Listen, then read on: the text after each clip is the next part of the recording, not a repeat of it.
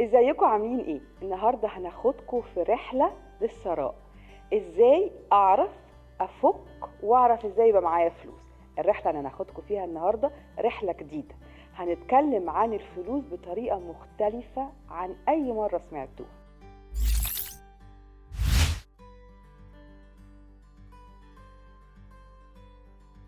عمركم سمعتوا عن المال القديم والمال الجديد؟ يعني ايه؟ يعني في مال ايام جدودي ده اسمه المال القديم. ايام زمان ما كانش فيه بنوك، كان الفلوس في البيت، ولو في بنوك مش كل الفلوس في البنك، كان في جزء في البيت وجزء في البنوك. ايام زمان كانت الحاجة يتقال عليها دي قديمة وليها ثقل، ليها معنى كده. دلوقتي عندنا التكنولوجي، الفلوس كلها في البنوك، معانا كريدت كارد، المحفظة صغرت، بدل ما كانت قد كده بقت قد كده. التكنولوجيا غيرت حاجات كتير جدا في الفلوس.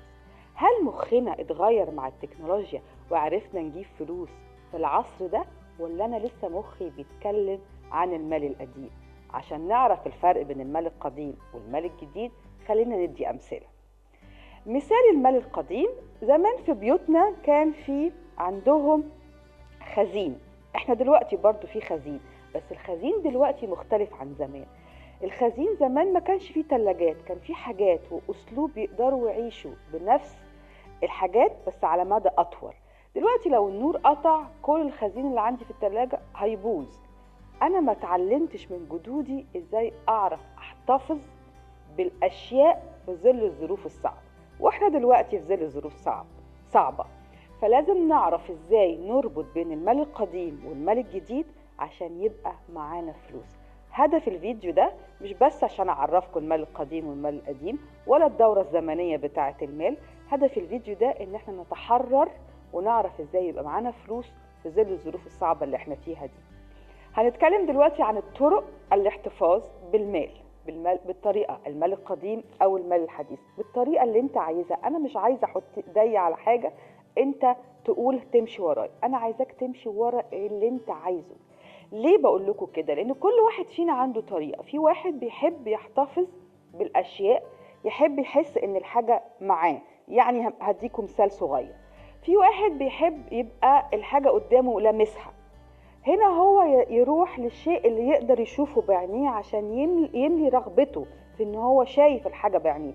ما يطلعش كل فلوسه في السوق ويشتري حاجات كتير جدا ويلاقي نفسه مش لامس اي حاجة وفلوسه كلها في السوق.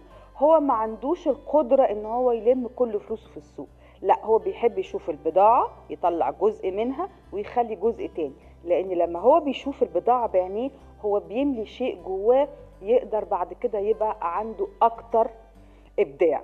في واحد تاني لا، هو بيحب يشوف فلوسه في السوق، لان لما كل شهر بيلف على التجار او بيروح للشريك او ايا يكون، ده بالنسبه له بيحس انه عنده دخل شهري، ده اوكي. في واحد تاني موظف ما عندوش غير راتبه، يعمل ايه؟ ساعتها هو عايز يطلع من المال الى المال القديم او المال الحديث. هو يبتدي يفكر يقدر يعمل ايه في دخله. هو بيخش له مثلا، هندي مثلا 1000 جنيه. ال1000 جنيه دي هنقسمها 4، 25 25 25 25. ال25 الأولانية دي ده مصروف الشهري، ال25 التانية ده دخله هو ما ينفعش يجي جنبه. هيجوا يقولوا لي الظروف دلوقتي بقت صعبة قوي، احنا اصلا ال1000 جنيه بتطير مننا. لازم نبتدي نخش اكتر داخل البيت، وانا ده عملته داخل بيتي على فكرة وابتديت بيه. وكل 6 اشهر بعمل له اعادة هيكلة، بشوف هقدر اوفر فين. انا السوبر ماركت ده نزلته لقيته غالي قوي، لا انا هنزل السوبر ماركت التاني. انا الفرارجي ده مش بيديني الحاجة مش مظبوطة، افضل ادور لغاية لما اوفر 25%.